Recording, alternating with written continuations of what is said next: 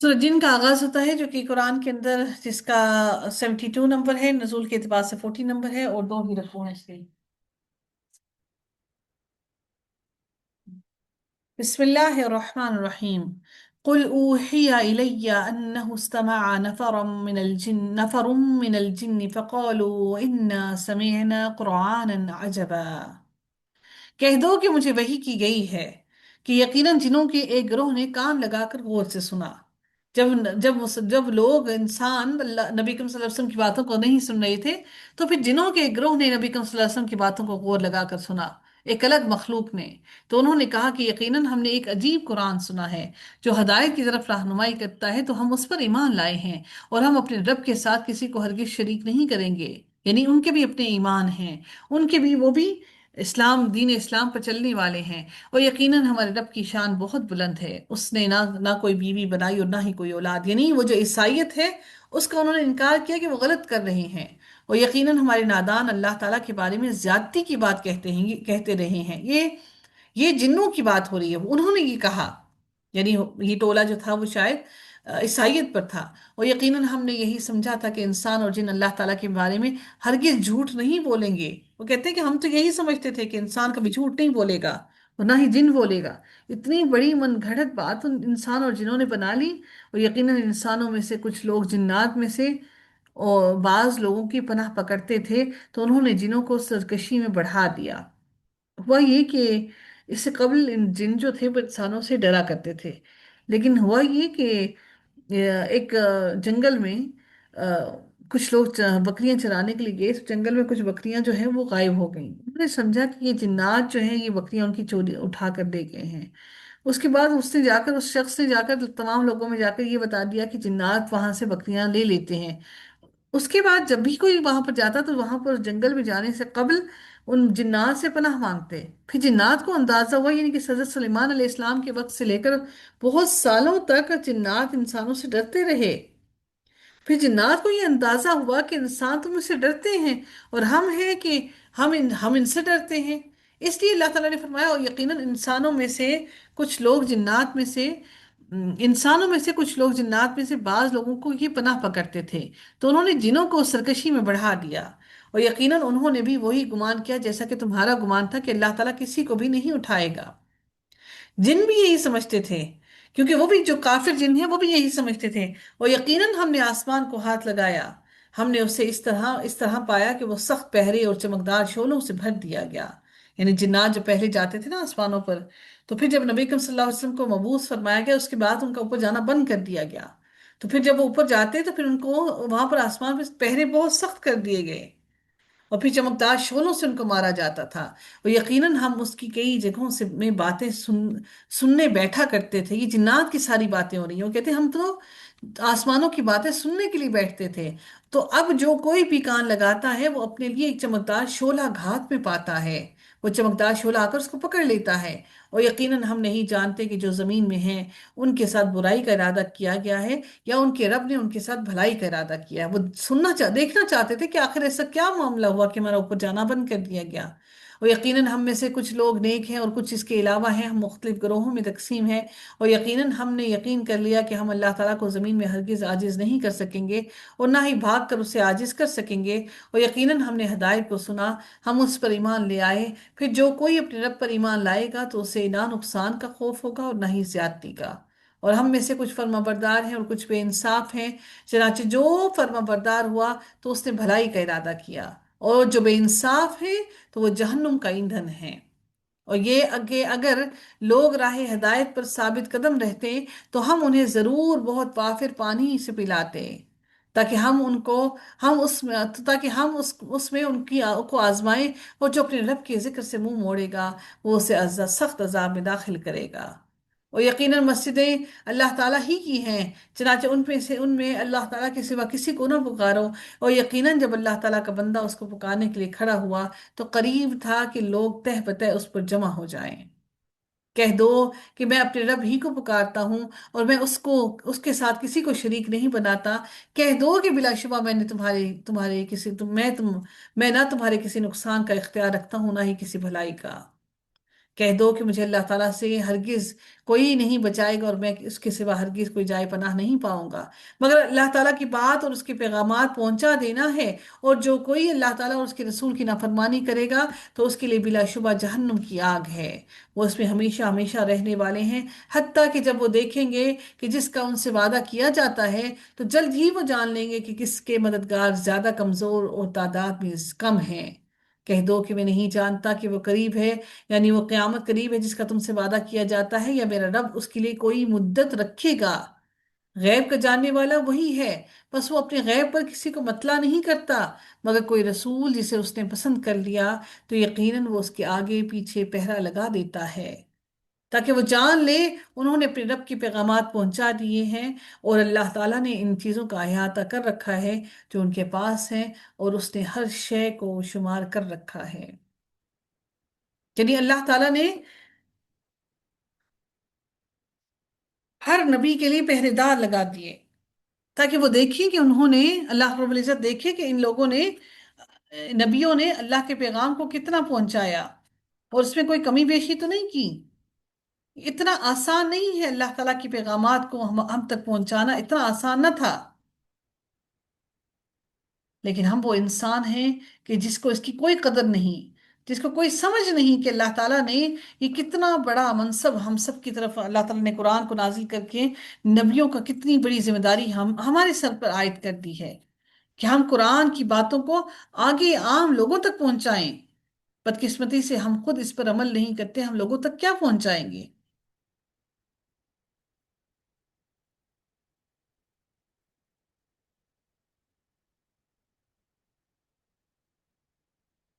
سورہ مزمل کا آغاز ہوتا ہے جو کہ مکی سورہ ہے، نزول کے اعتبار سے تیسرا نمبر ہے اس کا، رکوع اس کے دو ہی ہیں۔ اس سورت کے دو رکوع ہیں، پہلا رکوع مکہ میں اور ابتدائی دور میں نازل ہوا تھا، جبکہ دوسرا رکوع جو ہے اس کا وہ مدنی معلوم ہوتا ہے۔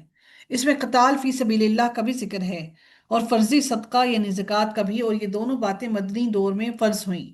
مکی دور میں قتال فی سبیل اللہ کی اجازت نہیں دی گئی تھی، اسی طرح مکی دور میں انفاق فی سبیل اللہ کا حکم موجود تھا، لیکن زکوٰۃ کے احکام نازل نہیں ہوئے تھے۔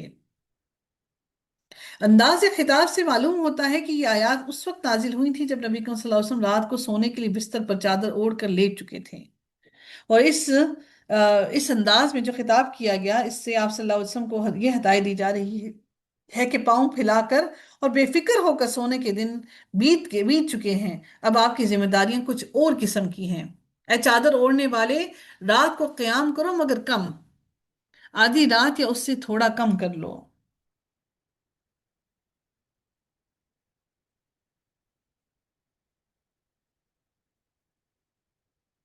یعنی رات کا تھوڑا حصہ چھوڑ کر باقی رات نماز میں کھڑے رہا کیجئے، رات کا نصف حصہ یا اس سے کچھ کم کر لیجئے یا اس سے زیادہ کیجئے، اور قرآن کو خوب ٹھہر ٹھہر کر پڑھا کریں۔ بلا شبہ ہم آپ پر ایک بھاری کلام نازل کرنے والے ہیں۔ رات کا اٹھنا یقیناً نفس کو بہت مشکل لگتا ہے، اور قرآن پڑھنے کے لیے زیادہ موزوں وقت وہی ہے۔ دن کے وقت تو آپ کو لمبی چوڑی مصروفیات ہوتی ہیں، ہم انسانوں کو بھی دن کے وقت بہت مصروفیات ہوتی ہیں، ہم سب کے لیے ہے، لہٰذا رات کو اپنے پروردگار کے نام کا ذکر کیا کیجئے اور ہر طرف سے توجہ ہٹا کر اس کی طرف متوجہ ہو جائیے۔ کس کی طرف؟ اس رب کی طرف، اس اللہ کی طرف متوجہ ہو جائیے۔ پھر اللہ تعالیٰ نے فرمایا، رب المشرق والمغرب لا الہ الا ہوا فاتخذہ وکیلا، وہ مشرق اور مغرب کا رب ہے، اس کے علاوہ کوئی معبود نہیں، چنانچہ اسی کو اپنا وکیل بناؤ، اور جو کچھ لوگ کہتے ہیں اس پر صبر کرو اور انہیں چھوڑ دو اچھے طریقے سے چھوڑنا، اور مجھے اور جھٹلانے والے خوشحال لوگوں کو چھوڑ دو اور انہیں تھوڑی سی مہلت دے دو، یقیناً ہمارے پاس بھاری بیڑیاں اور سخت بھڑکتی ہوئی آگ ہے، اور حلق میں اٹکنے والا زقوم کا کھانا اور دردناک عذاب ہے، جس دن زمین اور پہاڑ کانپیں گے اور پہاڑ بھربری ریت کے ٹیلے ہو جائیں گے۔ بلا شبہ ہم نے تمہاری جانب ایک رسول بھیجا ہے جو تم پر گواہی دینے والا ہے، جیسے ہم نے फिरौन की तरफ एक रसूल भेजा था, सो फिरौन ने इस रसूल की नाफरमानी की तो हमने उसे पकड़ लिया, निहायत सख्त पकड़ना। फिर अगर तुमने कुफ्र किया तो उस दिन तुम कैसे बचोगे जो बच्चों को बूढ़ा कर देगा। लम्हे में बच्चे बूढ़े हो जाएंगे, आसमान उसमें फट जाने वाला होगा। अल्लाह का वादा हमेशा से पूरा होकर ही रहने वाला है। बिलाशुबा ये एक नसीहत है जो जो शख्स चाहे अपने रब की तरफ रास्ता बना ले। यकीनन आपका रब जानता है कि आप दो तिहाई रात के करीब या उसका आधा या उसका एक तिहाई हिस्सा क़याम करते हैं, और उन लोगों में से एक गिरोह भी जो आपके साथ हैं वो रात को क़याम करके अल्लाह की इबादत करते हैं, और अल्लाह ताला ही रात और दिन का अंदाजा रखता है। उसने जान लिया कि तुम उसको हरगिज ठीक शुमार नहीं कर सकोगे, सो उसने तुम पर मेहरबानी की, तो आसानी से जितना हो सके कुरान पढ़ लिया करो। उससे जान लिया कि तुम में से कुछ मरीज भी होंगे, और कुछ दूसरे लोग जो ज़मीन में सफ़र करेंगे वो अल्लाह ताला के फजल में से तलाश करेंगे, और कुछ दूसरे लोग अल्लाह ताला की राह में लड़ेंगे। चनाचे आसानी से जितना हो सके पढ़ लिया करो, और नमाज कायम करो, और ज़कात अदा करो, और अल्लाह ताला को कर्ज दो, अच्छा कर्ज यानी कि कर्ज हंसना। और जो नेकी तुम अपने लिए आगे भेजोगे उसे अल्लाह ताला के यहाँ मौजूद पाओगे कि वो बेहतर और सवाब में ज़्यादा बड़ी चीज़ है। और अल्लाह ताला से बख्शिश मांगो, बिलाशुबा अल्लाह ताला बेहद बख्शने वाला, निहायत रहम करने वाला है। जब इस्लाम का आगाज था, जब इस्लाम आया, यानी नबी करीम सल्लल्लाहु अलैहि वसल्लम को वही दी गई, उस वक्त तहज्जुद की नमाज फर्ज थी तमाम के तमाम मुसलमानों पर। उसके बाद वो सिर्फ नबी करीम सल्लल्लाहु अलैहि वसल्लम पर फर्ज की गई, और उसके बाद बाकी लोगों पर ये फर्ज नहीं रही। अल्लाह ताला फरमाते हैं, सूरह मुदस्सिर का आगाज होता है जो कि मक्की सूरा है। रुकू दो ही है इसके, और 56 आयात हैं इसकी। आगाज करते हैं बिस्मिल्लाहिर्रहमानिर्रहीम, या अय्युहल मुदस्सिर, ए कंबल, ए मोहम्मद जो कंबल ओढ़े सो रहे हो, उठिए और रात को बुरे अंजाम से डराइए, लोगों को बुरे अंजाम से डराइए। यानी अल्लाह ताला ने फरमाया, उठिए और लोगों को बुरे अंजाम से डराइए, और अपने परवरदिगार की बड़ाई बयान कीजिए, और अपने कपड़े साफ रखिए, पाक साफ रखिए, और गंदगी से दूर रहिए।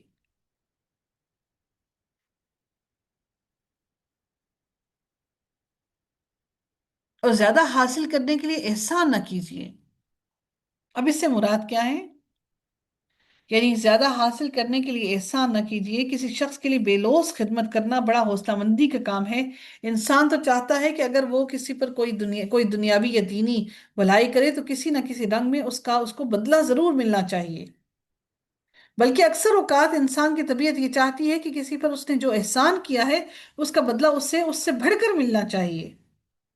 अल्लाह ताला ने इसलिए फरमाया, और ज्यादा हासिल करने के लिए एहसान ना कीजिए, और अपने परवरदिगार की खातिर सब्र कीजिए। बस जब सूर में फूंक मार दी जाएगी तो ये दिन बड़ा ही कठिन और बड़ा ही मुश्किल होगा, काफिरों के लिए आसान नहीं होगा। छोड़ दो मुझे और उसको जिसे मैंने अकेला पैदा किया। अल्लाह ताला फरमाते हैं कि छोड़ दो मुझे और उसे। इसके दो मतलब हो सकते हैं, एक ये कि जब वो हुआ तो बिल्कुल खाली हाथ पैदा हुआ था, इसके बाद कोई माल और दौलत और उसके पास कोई लश्कर नहीं था, ये तो उसे बाद में दुनिया में जाकर मिले। दूसरा मतलब इसका ये हो सकता है कि वो अपने बाप का अकलौता बेटा है। आप उसकी उस शख्स की मुखालफत की परवाह ना कीजिए, और उसका मामला मुझ पर छोड़ दीजिए। अल्लाह ताला फरमाते हैं, मुझे छोड़ दीजिए और उसे जिसे मैंने अकेला पैदा किया, उसे लंबा चौड़ा माल अता किया, और हर वक्त मौजूद रहने वाले बेटे भी दिए। अब इससे मुराद क्या है? इन आयात में अगरचे कि अल्लाह ताला ने किसी खास शख्स का नाम नहीं लिया, लेकिन जो सिफात बयान की गई हैं, इससे वाज़ेह मालूम होता है कि इन आयात का इशारा वलीद बिन मुगीरा की तरफ था। हर बिन उमैया की वफात के बाद कुरैश की सियादत, जो क़यादत थी वो उसी के हाथ में आई थी, और ये अबू जहल मखसूमी का चच्चा था। बहुत साहिब और माल, 10 या 12 जवान बेटे इसके पास मौजूद रहते थे, जिन्हें कस्ब माश की फिक्र नहीं होती थी। इस काम के लिए उसके नौकर चाकर बहुत थे। बस उन बेटों का काम यही था कि अपने बाप की मजलिस में हाजिर रहकर उसकी शान और शौकत बढ़ाएं। इन्हीं बेटों में से एक सईदा खालिद बिन वलीद भी थे, जिन्होंने इस्लाम लाकर इस्लाम की बहुत सारी खिदमात सरंजाम दी। अल्लाह ने इसी शख्स के बारे में फरमाया कि और हाजिर रहने वाले बेटे दिए, और मैंने उसके लिए सामान सामान तैयार किया, हर तरह का सामान तैयार करना। फिर वो तमा रखता है कि मैं उसे और ज्यादा दूं। ہرگز نہیں، یقیناً وہ ہماری آیات سے سخت دشمنی رکھنے والا ہے، جلد ہی میں اسے دشوار گزار گھاٹی پر چڑھاؤں گا۔ اس نے غور و فکر کیا اور بات بنائی، پس ہلاک ہو اس نے کیسی بات بنائی۔ وہ پھر ہلاک ہوا، اس نے کیسی بات بنائی۔ اور پھر وہ ہلاک ہو، اس نے کیسی بات بنائی، پھر اس نے دیکھا، پھر تیوری چڑھائی اور برا منہ بنایا۔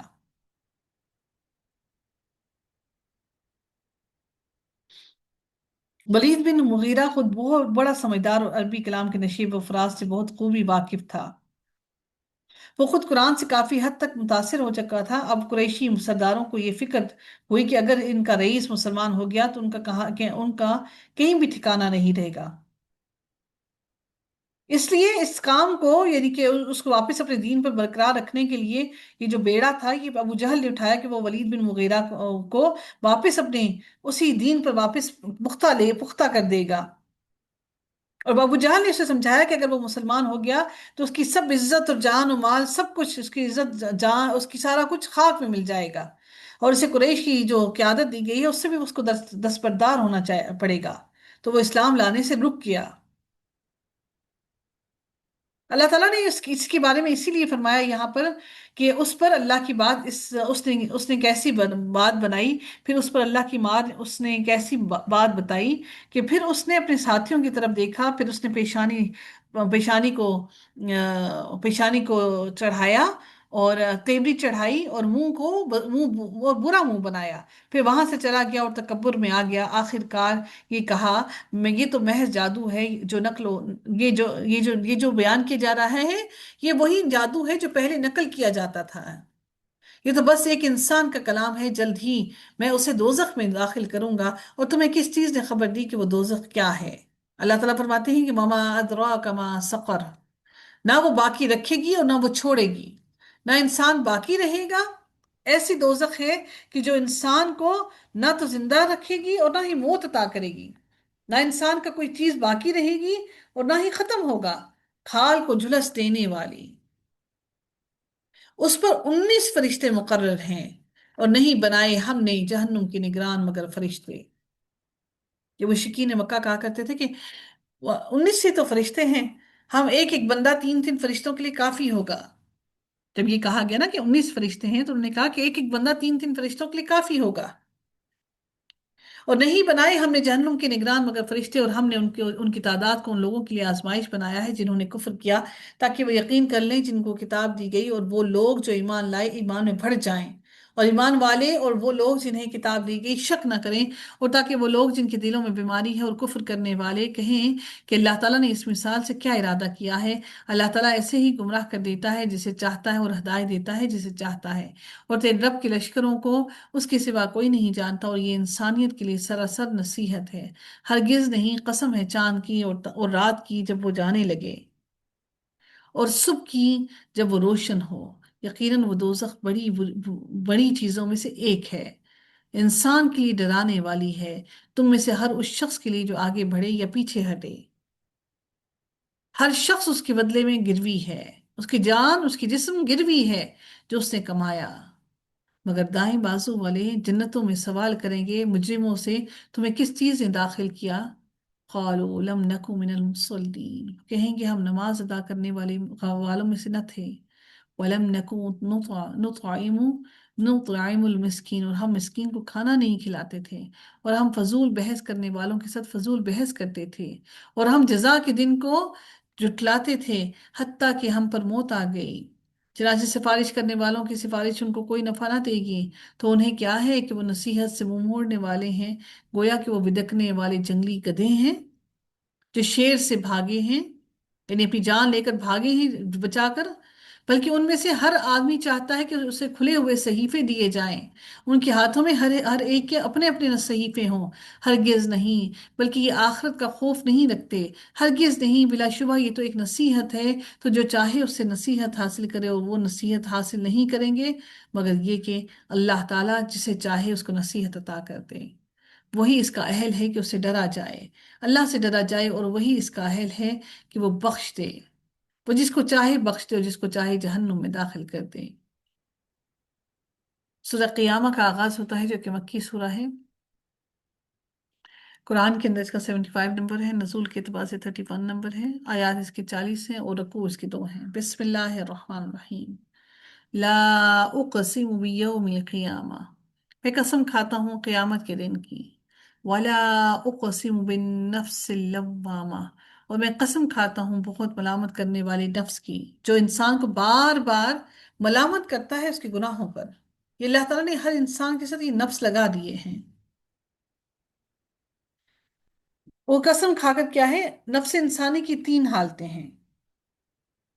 وہ کون کون سی ہیں نفس انسانی کی 3 حالتیں؟ ایک، انسان کو ملامت کرتا ہے جب انسان ندامت پر ہوتا ہے، جب انسان سے کوئی گناہ سرزد ہو جاتا ہے تو وہ اس کو ندامت میں ڈالتا ہے۔ اور ایک ہے نفس لوامہ، ایک ہے نفس ملامہ، ایک ہوتا ہے نفس ایک نفس مطمئنہ، جو انسان کی نیکی کرنے پر مطمئن ہو جاتا ہے۔ اور یہ جو نفس لوامہ ہے، اس کے بارے میں فرمایا کہ اور میں ملامت کرنے والے نفس کی قسم کھاتا ہوں کہ قیامت آ کر رہے گی۔ کیا انسان یہ سمجھتا ہے کہ ہم اس کی ہڈیاں اکٹھی نہیں کر سکیں گے؟ کیوں نہیں ہم اس بات پر قادر ہیں کہ پھر سے اس کی انگلیوں کے پور پور تک درست کر دیں؟ یعنی ان انگلیوں کی جو ہماری جوڑ ہیں اور جو انگلیوں کے ہمارے اوپر ہماری پور ہیں، ان کو بھی اللہ تعالیٰ فرماتے ہیں کہ ہم اس پر بھی قادر ہیں کہ اس کی انگلیوں کے پور پور کو درست کر دیں۔ بلکہ انسان یہ ارادہ رکھتا ہے کہ وہ آئندہ بھی نافرمانی کرتا رہے گا۔ وہ پوچھتا ہے کہ کب قیامت کا دن آئے گا۔ پھر جب آنکھیں پتھرا جائیں گی قیامت کے دن کو دیکھ کر، اور چاند کے بارے میں اللہ تعالیٰ ارشاد فرماتے ہیں کہ اور چاند گھنا جائے گا۔ یعنی اللہ تعالیٰ نے چاند کے بارے میں کیا فرمایا کہ چاند کیا ہو جائے گا؟ کہ چاند آج کل بہت عارضی طور پر گہناتا اور بے نور ہوتا رہتا ہے، اور لیکن یہ محض چند چند گھڑیوں کا کھیل ہوتا ہے۔ جب زمین گردش کرتے کرتے سورج اور چاند کے درمیان آ جاتی ہے تو چاند طبعی طور پر اس میں گرہن لگ جاتا ہے نا، لیکن قیامت کو چاند مستقل طور پر بے نور ہو جائے گا، اس لیے اس وقت یہ موجودہ نظام درم برم ہو جائے گا۔ یعنی چاند کو کیا ہوگا؟ وَخَسَفَ الْقَمَرُ، گرہن لگ جائے گا، اور سورج اور چاند کو جمع کر دیا جائے گا۔ اس دن انسان کہے گا بھاگنے کی جگہ کہاں ہے؟ ہرگز نہیں، کوئی پناہ کی جگہ نہیں ہے۔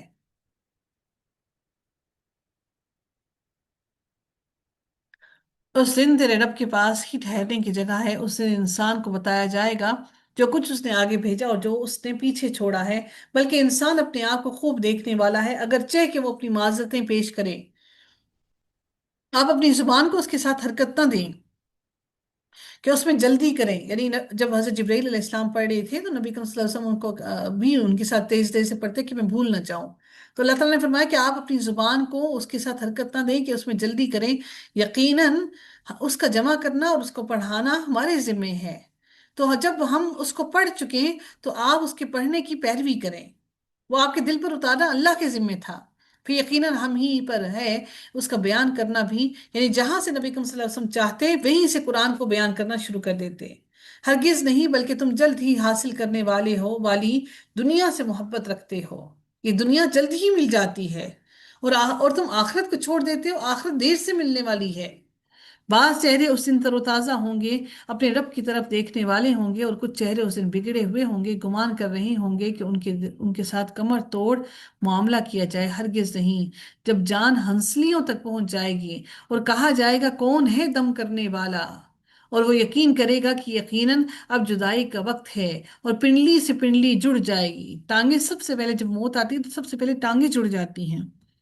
اس دن تیرے رب کی طرف روانگی ہے، سو نہ اس نے سچا مانا اور نہ نماز پڑھی، بلکہ اس نے جھٹلایا اور منہ پھیرا، پھر اکڑتا ہوا اپنے رب والوں کی طرف چلا گیا۔ تیرے لیے یہی لائق ہے، پھر یہی لائق ہے، پھر تیرے لیے یہی لائق ہے، پھر یہی لائق ہے، تمہیں یہی ملنا تھا، تیرے لائق یہی ہے۔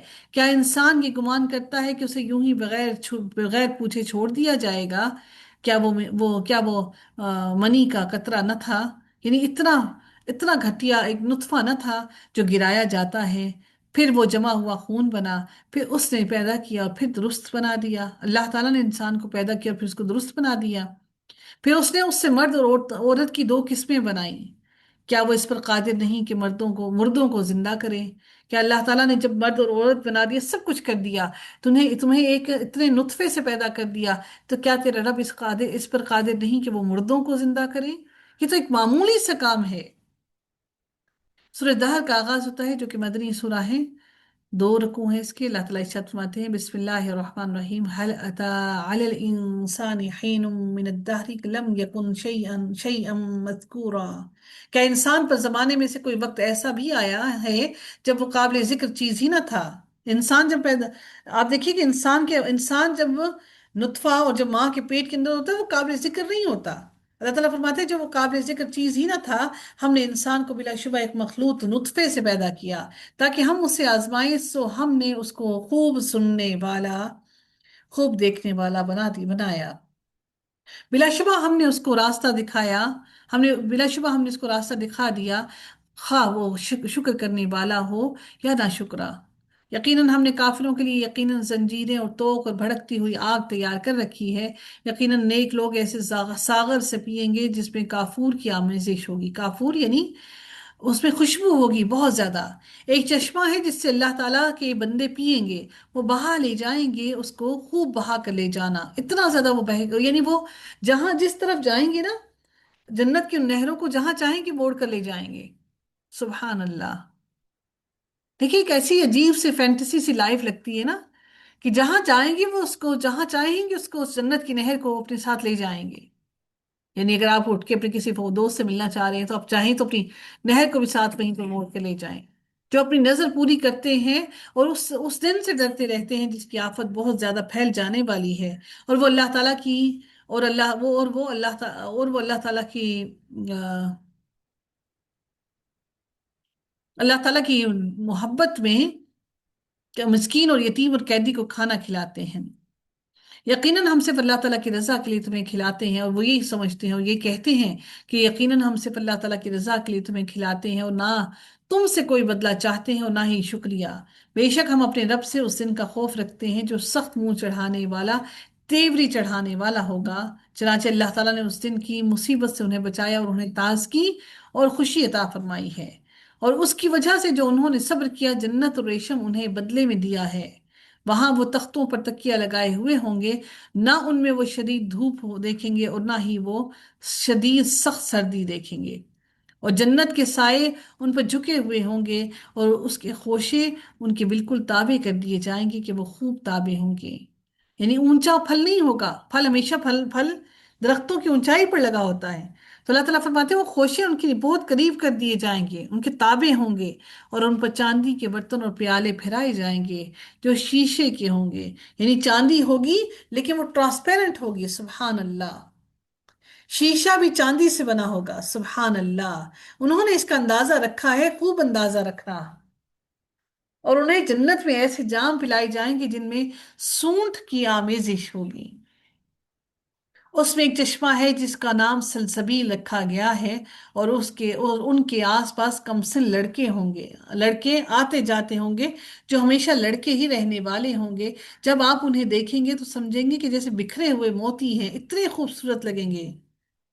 اور جب آپ دیکھیں گے تو وہاں بڑی نعمت اور عظیم بادشاہت آپ دیکھیں گے، ان پر سبز باریک اور دبیز ریشم کے کپڑے ہوں گے، وہ اتنا عمدہ لباس پہنے ہوئے ہوں گے، اور انہیں چاندی کے کنگن پہنائے جائیں گے، اور ان کا رب انہیں پاکیزہ شراب پلائے گا۔ بلا شبہ یہی تمہارے لیے ہمیشہ کا بدلہ ہے، اور تمہاری کوشش ہمیشہ کے لیے قابل قدر ہے۔ جو دنیا میں تم نے کیا، تمہاری ہر ہر کوشش، اللہ تعالیٰ نے فرما دیا کہ تمہاری ہر ہر کوشش قابل قدر ہے۔ اللہ نے تمہاری ہر ہر کوشش کی قدر کی۔ یقیناً ہم ہی نے آپ پر قرآن اتارا ہے، تھوڑا تھوڑا کر کے اتارنا، اس لیے تھوڑا تھوڑا کر کے اتارا تاکہ تمہارے لیے عمل کرنا آسان ہو جائے۔ بس اپنے رب کے فیصلے تک صبر کرو، قیامت کی گھڑی کے آنے تک صبر کرو، اور ان میں سے کسی گناہ گار یا ناشکرے کی بات نہ مانو۔ اللہ تعالیٰ نے صبر کرنے کا حکم کب تک کیا؟ قیامت کی گھڑی آنے تک، کیونکہ اللہ رب العزت اس روز سب کا فیصلہ کر دیں گے۔ ہم دنیا میں ہی چاہتے ہیں کہ ہمیں سب کچھ دنیا کے اندر ہی مل جائے، اور اپنے رب کا نام صبح و شام یاد کرو۔ اللہ نے کبھی نہیں یہ کہا قرآن میں کہیں پر بھی کہ میں تمہاری وجہ سے کسی ظالم کو اسی لمحے پکڑ لوں گا۔ اللہ نے صبر کرنے کا کہا اور پھر اس کے بعد تسبیح کرنے کا کہا، اور رات کے کچھ حصے میں اس کے لیے سجدہ کرو اور لمبی رات تک اس کی تسبیح کیا کرو۔ بے شک یہ لوگ جلدی ملنے والی چیز سے محبت رکھتے ہیں اور ایک بھاری دن کو اپنے پیچھے چھوڑے دیتے ہیں۔ ہم ہی نے انہیں پیدا کیا ہے اور ہم ہی نے ان کے جوڑ بند مضبوط باندھے ہیں۔ اور ہم یعنی کہ اللہ تعالیٰ نے ہمارے جسم کے جوڑوں کا بھی ذکر کر دیا، جوائنٹس کا۔ اور ہم جب چاہیں گے بدل کر ان جیسے لوگ لے آئیں گے، بدل کر لانا اللہ کے لیے قطعاً مشکل نہیں ہے۔ بلا شبہ یہ تو ایک نصیحت ہے، تو جو چاہے اپنے رب کی طرف جانے والا راستہ بنا لے اور وہ قرآن کو تھام کر وہ سیدھا راستہ اپنا کر اللہ تعالیٰ کی طرف لوٹ جائے۔ اور تم نہیں چاہتے کہ مگر یہ اللہ تعالیٰ چاہے، بلا شبہ اللہ تعالیٰ ہمیشہ سے سب کچھ جاننے والا اور کمال حکمت والا ہے۔ وہ جسے چاہتا ہے اپنی رحمت میں داخل کرتا ہے، اور ظالموں کے لیے اس نے دردناک عذاب تیار کر رکھا ہے۔ سورہ مرسلات کا آغاز ہوتا ہے جو کہ آم، قرآن کے اندر 77 نمبر پہ ہے، اور نزول کے اعتبار سے 33 نمبر ہے، اور رکوع اس کے 2 ہیں۔ بسم اللہ الرحمن الرحیم۔ والمرسلات عرفا، قسم ہے ان ہواؤں کی جو معروف معمول کے مطابق بھیجی جاتی ہیں، جو اللہ تعالیٰ معمول کے مطابق بھیجتے ہیں۔ فالعاصفات عصفا، پھر ان کی جو طوفان بن کر تیز چلنے والی ہیں، یعنی ایک تو آرام سے عام ہوا ہوتی ہے جو ہر وقت چلتی آتی رہتی ہے، پھر طوفان لے کر آنے والی۔ والناشرات نشرا، اور ان کی جو بادلوں کو پھیلا دینے والی ہیں، یعنی ہوا کا ذکر ہے مختلف انداز میں، پھر جو بادل لے کر آتی ہیں۔ فالفارقات فرقا، پھر ان کی جو پھاڑ کر جدا کر دینے والی ہیں، پھاڑ کر جدا کرنا، یعنی کہ کچھ ایسی بھی ہیں جو بادلوں کو جدا کر دیتی ہیں۔ پھر ان کی جو اللہ کی یاد ڈالنے والی ہیں، جو انسان کے دل میں اللہ کی یاد کو ڈال لیتی ہیں، عذر کے لیے یا ڈرانے کے لیے۔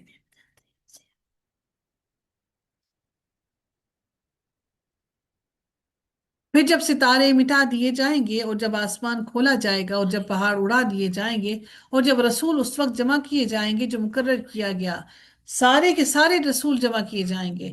کس دن کے لیے مہلت دی گئی تھی؟ فیصلے کے دن کے لیے۔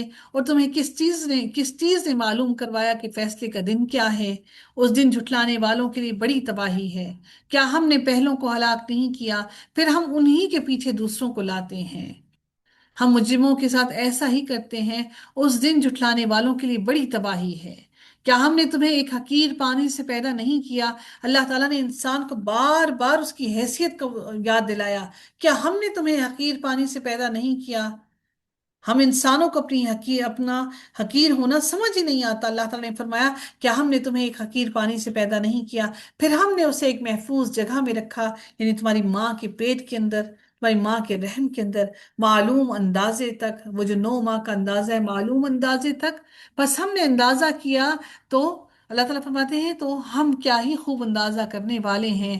اس دن جھٹلانے والوں کے لیے بڑی تباہی ہے۔ کیا ہم نے زمین کو سمیٹنے والی نہیں بنایا؟ کیا یہ زمین اپنے اندر تمام لوگوں کو جو مر جاتے ہیں اور تمام چیزوں کو سمیٹ نہیں لیتی؟ زندوں کو بھی سمیٹتی ہے اور مردوں کو بھی۔ زندوں کو رہائش دیتی ہے اور مردوں کو ان کو اپنے اندر سمو لیتی ہے، اپنے اندر دفن کر لیتی ہے۔ اور اس میں ہم نے بلند و بالا پہاڑ بنائے اور ہم نے تمہیں میٹھا پانی پلایا اسی زمین سے۔ اس دن جھٹلانے والوں کے لیے بڑی تباہی ہے۔ تم چلو اس کی طرف جس کو تم جھٹلاتے تھے، تم چلو ایک سائے کی طرف جو 3 شاخوں والا ہے، نہ سایہ کرنے والا اور نہ شعلوں سے بچانے کے کام آ سکتا ہے۔ جو جہنم کی طرف جائیں گے یہ لگے گا ایسا یہ سایہ ہے، لیکن وہ غبار ہوگا، کس کا دھواں ہوگا، کس کا؟ آگ کا، جہنم کا۔ یہ سایہ 3 شاخوں والا تو ضرور ہوگا، لیکن نہ ہی یہ سایہ کرے گا اور نہ ہی شعلوں سے بچانے کے کام آ سکتا ہے۔ بلا شبہ وہ آگ محل جتنی چنگاریاں پھینکے گی، یعنی جتنے اونچے اونچے محل اتنی اونچی اونچی چنگاریاں پھینکے گی، گویا وہ زرد اونٹ ہیں۔ اس دن جھٹلانے والوں کے لیے بڑی تباہی ہے۔ یہ دن ہے جس میں وہ کچھ نہیں بولیں گے اور نہ ہی انہیں اجازت دی جائے گی کہ وہ معذرت پیش کریں اللہ تعالیٰ کے سامنے۔ اس دن جھٹلانے والوں کے لیے بڑی تباہی ہے۔ یہ فیصلے کا دن ہے۔ ہم نے تمہیں اور پہلوں کو جمع کر لیا، تمام کے تمام لوگوں کو اللہ تعالیٰ قیامت کے روز جمع کر لے گا۔ تو تمہارے پاس اگر کوئی خفیہ تدبیر ہے تو میرے ساتھ وہ تدبیر کر کے دیکھو اور خود کو بچا لو۔ کیا تم مجھ سے میری گرفت سے بچ کر بھاگ سکتے ہو؟ اس دن جھٹلانے والوں کے لیے بڑی تباہی ہے، کوئی جھٹلانے والا بھاگ نہ پائے گا۔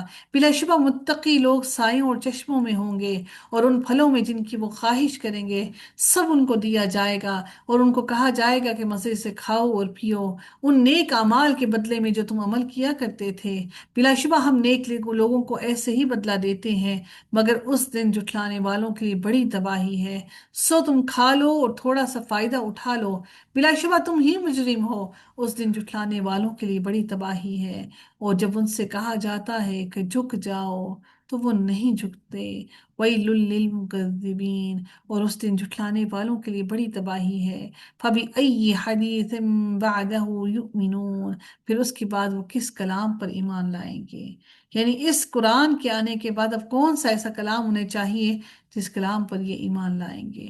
اللہ تعالی ہم سب کو ایمان کی بہترین حالتیں عطا فرمائے۔ رب کائنات ہم سب کو اہل قرآن میں شامل فرمائے اور عمل کرنے والا بنائے۔ اللہ تعالی ہم سب سے ہمارے اعمال کو قبول فرما لے، آمین یا رب العالمین۔ آخر دعوانا الحمد للہ رب العالمین، صلی اللہ تعالی علی خیرہ خلقہ اجمعین، برحمتک یا ارحم الراحمین، سبحانک اللہم و بحمدک، نشہد لا الہ الا انت، نستغفرک و نتوب الیک۔ السلام علیکم ورحمۃ اللہ وبرکاتہ۔